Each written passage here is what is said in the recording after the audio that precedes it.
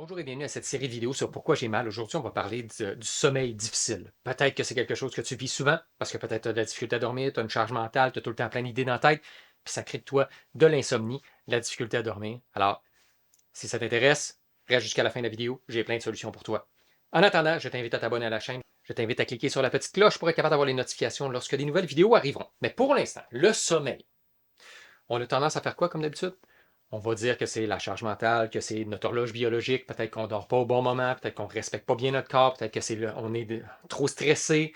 La charge mentale, elle est là, elle est très forte, elle t'empêche de pouvoir t'éteindre, mais en réalité, vois ça comme un ordinateur. C'est sûr que si tu resets jamais, l'ordinateur, lui, il va juste rester en background, donc en arrière-plan, pour être capable de faire rouler plein d'affaires. Ça, c'est ton inconscient. Ton inconscient, il roule comme ça. Mais ton conscient, lui, il fait quoi? Il se focus sur une chose, principalement, qu'on appelle les peurs. Les peurs, ça veut pas dire que c'est réel. C'est des scénarios, c'est des choses qui pourraient arriver. Et le fait que tu focuses là-dessus, qu'est-ce qui se passe? C'est que tu alimentes plein d'histoires, puis là, tu fouilles dans ton passé tous les moments qui ont mal été, puis que ça a été hors de contrôle, puis qu'il peut arriver plein d'imprévus. Puis là, tu prévois tout comme étant si c'est les pires choses qui peuvent se passer. Mais en même temps, la tête, elle est très bien faite. Elle est là aussi pour être capable que faut resetter dans la vie. Le sommeil te sert à faire comme un reset de ta bibliothèque de toutes les informations puis toutes les applications qui sont en arrière-plan.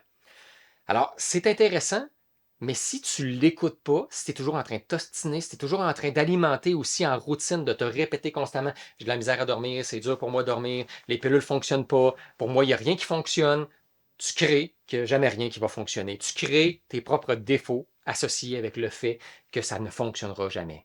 Donc, c'est pour ça qu'à un moment donné, il faut essayer d'avoir une approche différente. Là, oui, il y a des approches comme naturelles qu'on peut dire de cohérence cardiaque. Donc, c'est-à-dire inspirer, expirer aux 5 secondes, 10 secondes. Là, tu as plein de techniques de respiration. C'est juste, dans le fond, c'est pas la technique de respiration qui est bonne. C'est juste que tu focuses sur autre chose que ce que tu as l'habitude de faire. Donc, respire comme tu veux. Fais juste focuser sur la respiration. Mais l'autre chose, c'est pourquoi essayer de taire ton mental?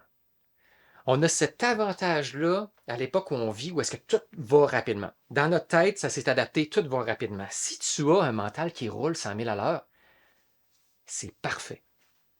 Au lieu de voir ça comme un problème, vois ça comme une machine à solution.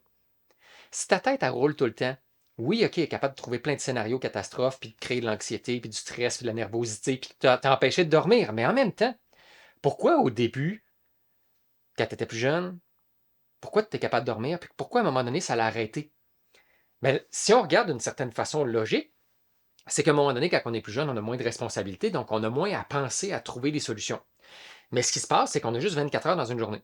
Et comme dormir fait partie d'un cycle qui est nécessaire, eh bien, ce qui se passe, c'est que, à un moment donné, ton corps, avant de dormir, il s'est dit pour calmer ton mental, pour essayer de t'aider à dormir, puis resetter tout ça, on va prendre un petit temps pour être capable de récapituler ta journée puis de voir comment demain on pourrait trouver des solutions à certaines choses. Donc, ton corps, ton cerveau, lui, s'est dit, comme il y a un manque de temps dans ta journée, on va prendre un petit temps supplémentaire pour t'aider à juste trouver des solutions sur des problèmes qui se passent aujourd'hui.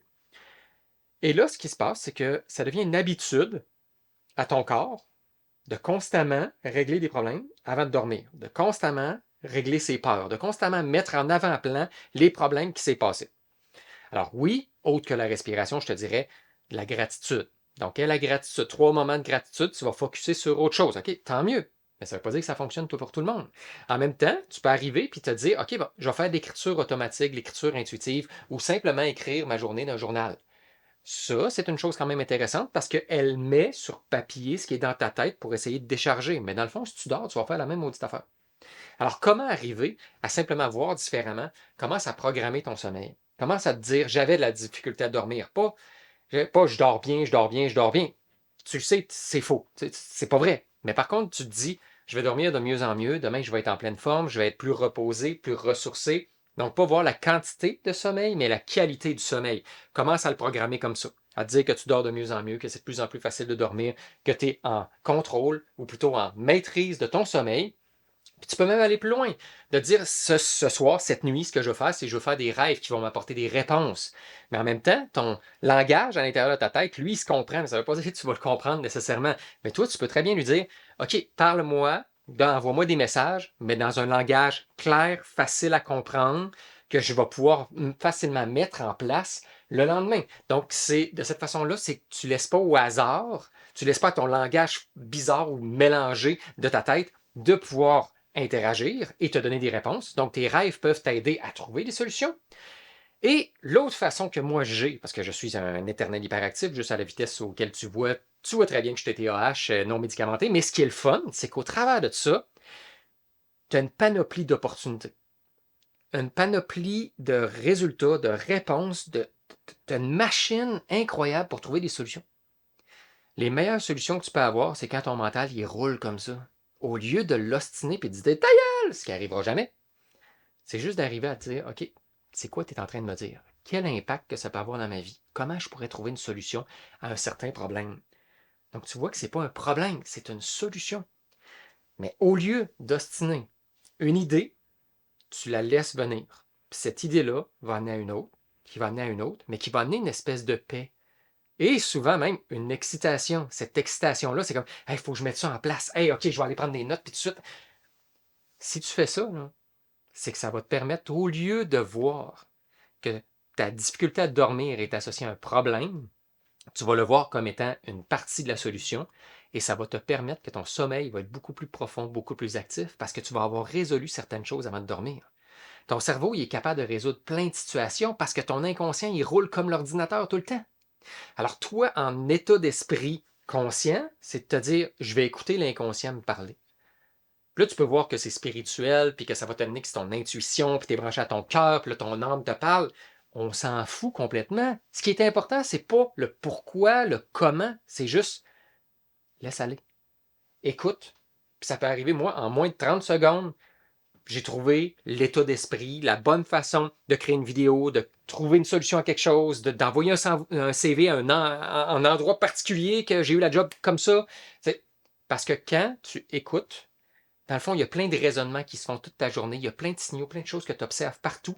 Puis tout peut être en corrélation ensemble si tu laisses ton inconscient te placer. Mais on a tendance à l'ostiner.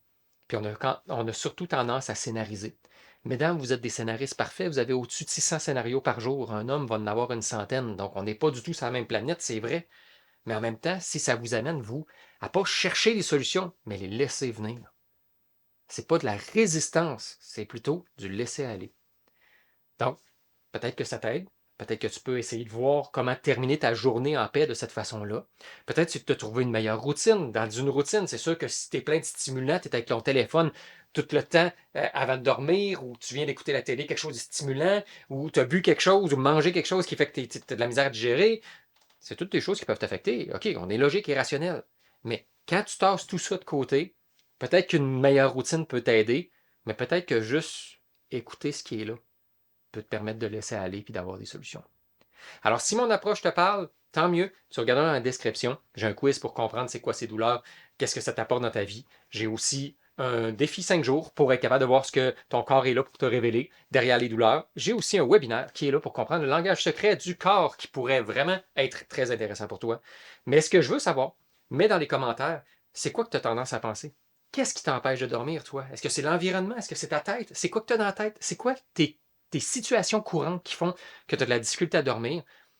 Parce que maintenant, je veux pas que tu le vois comme un problème, mais comme étant une solution. Alors, j'espère que tu apprécies cette vidéo. Je t'invite à regarder les autres. On se voit dans une prochaine.